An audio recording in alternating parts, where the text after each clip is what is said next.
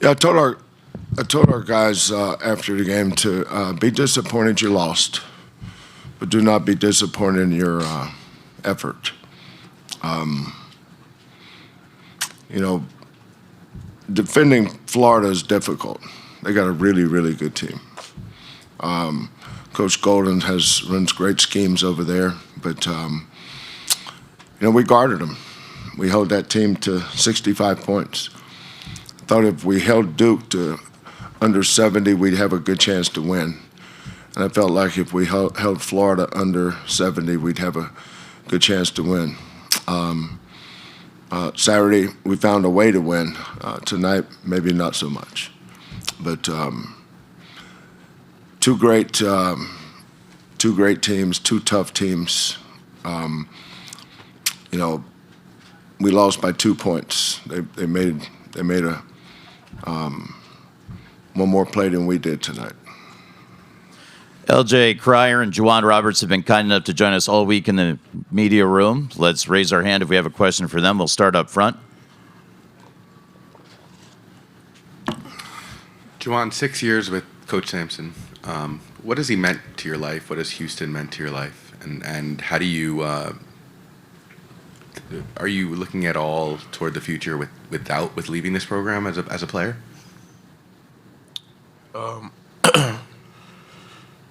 Coach Sampson has been everything to me, from Coach Sampson down to grandkids. Everybody played a part in me being here for 6 years, and I wanted it so bad for him, so bad, and it hurts because I can't do it next year. I can't put myself in position to do it next year. This will be my last time wearing my jersey, and I feel terrible. But I told the younger guys, to the returners, to remember this feeling. So when you in this moment again, or you're in this situation again, you'll be on top. And I feel like everything you go through in life is a lesson. And I'm glad I could play with LJ. I'm glad I played with all those guys. But Coach Sampson, the role that he played in my life, I can't even put into words. Continuing with questions for Jawan and LJ, we'll take one in the back of the room, left of the aisle, mid-major. Isaac Bourne, Mid-Major Madness. For both LJ and Jawan, you guys leading this team this season, can you talk about what it's been like with this group of guys and what it means to be able to still go out with them? The journey's been great. Had a lot of ups and downs. Fought through a lot of adversity, and we all stayed together. We all believed in each other, and we just came up short. And there's probably a lot of stuff that we wish we could do, but I'm proud of these guys. But I'm mostly sad that I can't do with them again. That's the worst part. I'm not gonna be teammates with Emmanuel again. LJ, Malik, Jay. This is by far, out of my 6 years, the best team I've been on. Yeah, I'm just proud of the way we fought all season. We went through some adversity early, and people tried to kind of write us off a little bit, not expecting us to get to this point. But, we kept our head down and kept grinding all season, and we flipped it around. Went 19-1 Big 12 tournament champs, and made it all the way to the last game. So, it didn't end the way we wanted to, but, we just got to hold our heads high because we did accomplish a lot. So, yeah. In the center of the room, reach for that microphone on your left. Thank you. Greg Rajan, Houston Chronicle. LJ, you made two decisions. You made one to transfer to Houston. You made one last summer to run it back. What was the experience like for you playing in your hometown, helping take this program to another level in a new conference? Man, this experience it's hard to describe it.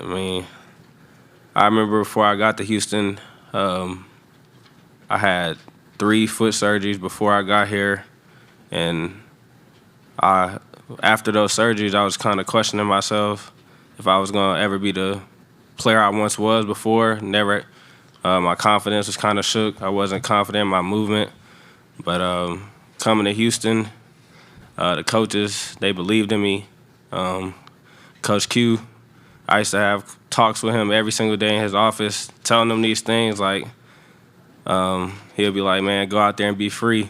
But I used to tell him I was scared because of my surgeries and stuff like that. But they believed in me, told me to trust God. And, I've accomplished a lot because I listened to him and put my faith in God. So it's been a blessing being here. This has been the best year of my life so far. I'm just proud to be a Cougar, man. If you have a question for LJ or Jawan, please raise your hand. Let's get the gentleman a microphone all the way up front and to the right. Antonio Castillo, Alamo City Hoops. Hand up. Antonio Castillo, Alamo City Hoops. Jawan, I know you just mentioned the last 6 years, but just obviously the pain is tremendous right now. But we've followed you the last 8 or 9 years, and people may not know, just up the road right here at the Shoemaker High School, and again, just talk about the trip that it's been. These last 8, 9 years, and just reflect. Obviously, like you're talking about the positive vibes. And did you ever think you would end it this way at a pinnacle, right, and playing for a national championship? One, I thank the coaches for, coming to one of my AU games, looking at me and giving me opportunity to play at University of Houston. That's step one for giving me the opportunity. And they invested so much in me, development-wise. Redshirted my first year, and 6 years later, who knows that I would have been playing, for a national championship.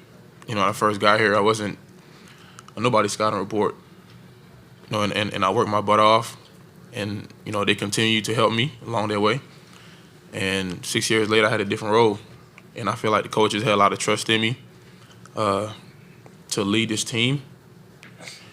And these past 6 years have been the best years of my life, And like I said, the worst part about it is I can't do it again. But I'll always be a Cougar. No matter how you try to shape it, I'm always going to be a Cougar, and this is going to always be my home. So 10 to 15, 20 years from now, I'm always look back on this game and remember the team, and remember the coaches that put me in position to be the best I can be. So I give all the credit, to my teammates and my coaches for, giving me the opportunity. We want to thank Jawan and thank LJ for joining us here tonight and all week. They're going to head back to the locker room. The Houston locker room is open till 11:35.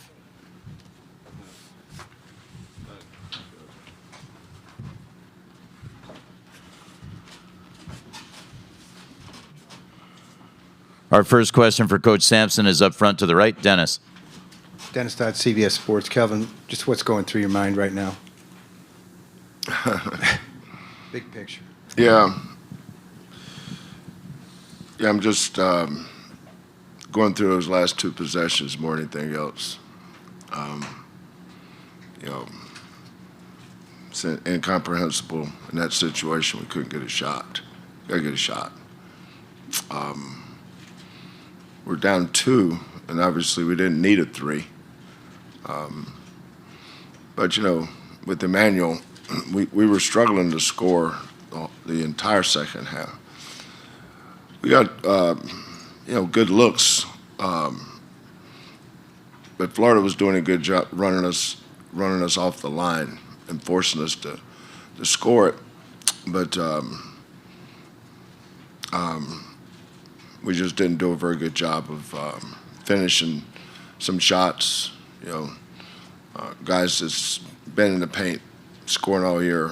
LJ's developed a really good runner, floater. I didn't go very much tonight. Milos, but give Florida credit too.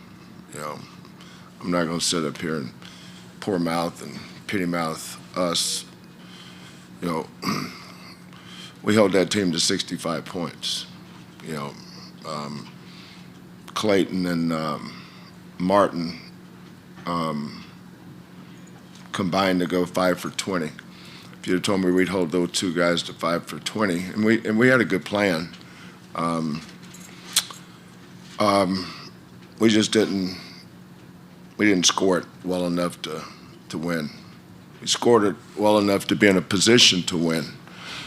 But it comes down to those at the end. You got to get a shot.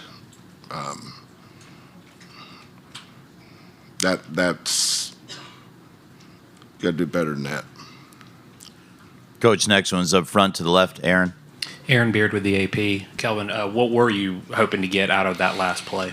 Yeah, we have a set where it's a stagger gate, and we thought if we could get Emmanuel to shot fake and get downhill, I have to look back at the film, and I don't know if the ball slipped out of his hands or Clayton had his back. Yeah, he probably should have shot faked that. Both those guys, Richard and Martin, both really good defensively. Clayton made a great play on that, but that's why you got to shot fake and get in the paint. Two's fine. Jawan has been awesome all year. Tonight was not his night. Florida was really physical with the way they were chucking and bumping when he was going, and he had a lot of balls that just fell right off the rim, seems like. At the end of the day, they scored 65, we scored 63. They struggled scoring on us, and we struggled scoring on them. That's what, when it gets down to the two best teams left, it's not going to be easy for either team. Third row on the left. Hey, Coach. Evan Miyakawa from evanmia.com. Tonight, you guys only had 5 assists. That's the fewest you've had in a game since 2020. Was there anything that Florida was doing, do you think, that took away? What's your first name? Evan Miyakawa. Well, let me explain how an assist works, Evan. I'm not sure, but when you throw the ball to somebody and they score, that's an assist, right? Well, we threw the ball a lot to Jawan in the post, and he missed some shots that he normally makes. So those were possible potential assists that we had a lot. We just didn't make a lot of shots. I don't know if it's certainly Florida. Let's give them credit for being a good defensive team. But we threw the ball and passed the ball enough to get more assists. We just didn't make enough shots. That's what I would say right off the bat. But you're the stat guy, right? On the right side, Coach, just to the left of the aisle. Kirk Bowles from the Houston Chronicle. Kelvin, as good as your guards are and as many turnovers as you guys have forced all year long, how rare is it that the turnover bug kind of bit you the last 4 minutes? Yeah, the last 4 minutes. Our defense was so good, the first half. And, of course, a big part of our defensive plan was Clayton, because he's elite. He really is. We missed an assignment when he came off. If we wanted him to not, our goal was to not give him a full court layup. He gets that a lot watching the SEC games. So we took that away, and we didn't want him to get a shot going to his left. If he was going to shoot a three, we wanted it going right. And we did an awesome job on that except for one. He made a big one late. I don't remember how much time it was, but I'm proud of our guys for how they guarded tonight. That was a tough ball game. Two tough teams. Florida's tough. Martin's a tough defender. He gave LJ some problems. The big kid, Condon at 6'11", and Chinyelu. Those guys are all big, strong, physical guys, just like our guys are. We got an offensive rebound, chance to get a kick-out three, and JoJo did the one thing that we really emphasized: don't bring the ball down. turned into a turnover. Probably put them on the line a little too much, and they made their free throws. But the way we look tonight, we've won a lot of games like that. You know, we just, some nights we struggle offensively, but we usually find ways to win. Tonight we didn't. Second row center, likely the last question.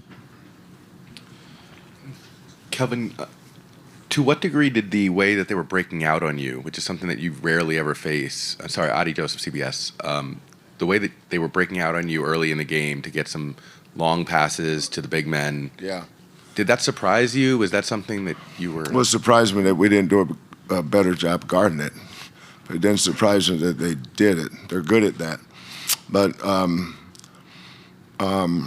we settled in. That was a couple, they'd score 2 or 3 early, I think, and I'm not sure they got another one after that.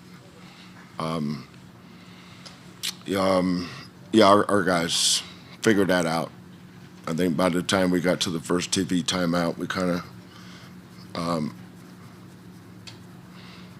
sometimes guys try to guard their man in transition, and you have to guard the guy that has the deepest position. But again, we're disappointed we lost. We thought this was a game that if we played well, we could win. And we did play well. We just didn't play very good the last 3 minutes, and that's been a strength of ours all year long, was winning close games. Tonight we didn't. But give credit to Coach Golden and Florida. They're a very worthy champion.